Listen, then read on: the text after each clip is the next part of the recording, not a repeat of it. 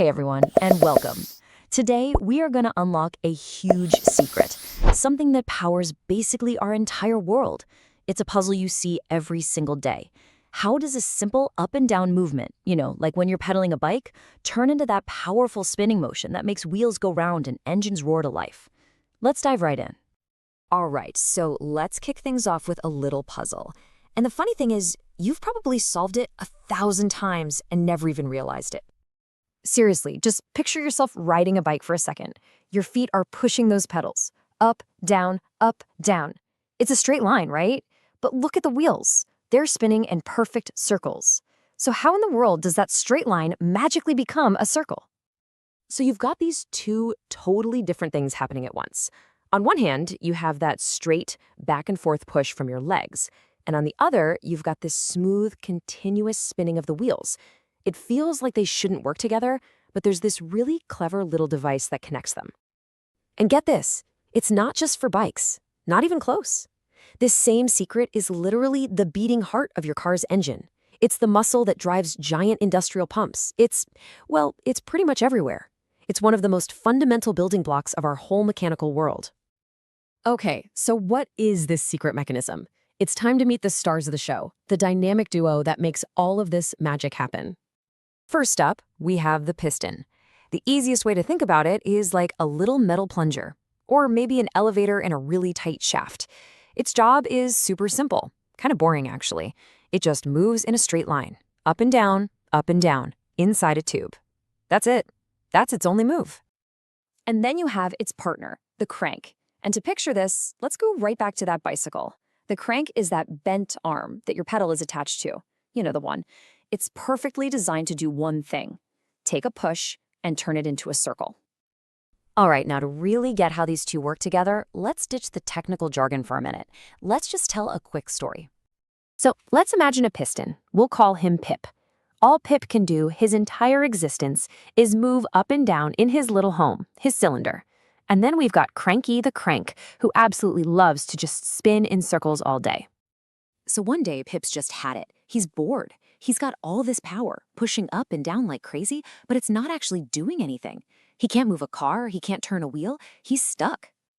But then, Cranky pipes up. He's like, hey, I can help. I'm great at spinning things. See, Cranky knows that spinning is what makes wheels turn.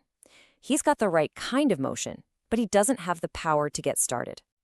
So what do? They get connected by a rod. It's that simple. And now every single time Pip pushes down with all his might, he forces Cranky to start spinning. And as Cranky swings around, he actually pulls Pip back up, getting him ready for the next big push. And just like that, Pip's straight line power becomes Cranky's awesome, endless spinning. That's what turns the wheels. Okay, so that little story is a pretty good way to remember how they work together, right? But let's take a quick peek at the actual mechanics that make this whole dance possible. It's basically a non-stop two-step process. Step 1, the piston pushes down. That connecting rod shoves the crank and forces it to start turning. Step 2, the piston moves back up. Now the rod is pulling the crank, continuing the spin and completing the circle. Every single up and down movement gets turned into this beautiful, smooth, continuous spinning motion. And now that you totally get it, we can use the fancy pants official terms. That up and down piston movement, that's called reciprocating motion. And the crank spinning, that's rotational motion. So really, the whole point of this amazing little machine is to be a translator, changing one type of motion into the other. All right, so you get the idea. Piston goes up and down, crank goes round and round. But here's where it gets really cool.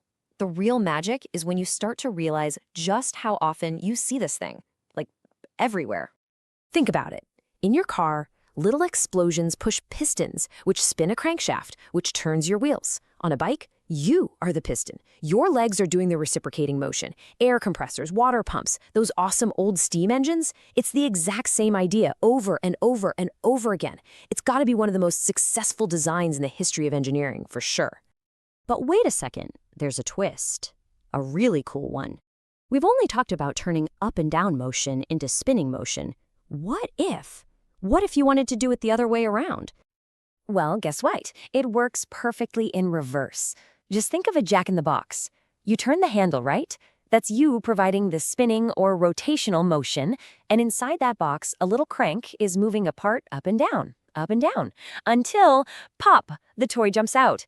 You just turned spinning into up and down. You turned rotational motion into reciprocating motion. Let's make this even simpler, though. Here's the easiest example you'll ever find. Just imagine you're turning a big steering wheel. Your arm moves back and forth, right? That's your piston. That's the reciprocating part. And what does it do? It makes the steering wheel, our crank, go round and round. That's it. You've just become the machine. You've been using this exact principle your entire life without even knowing it. So there you have it. The secret's out.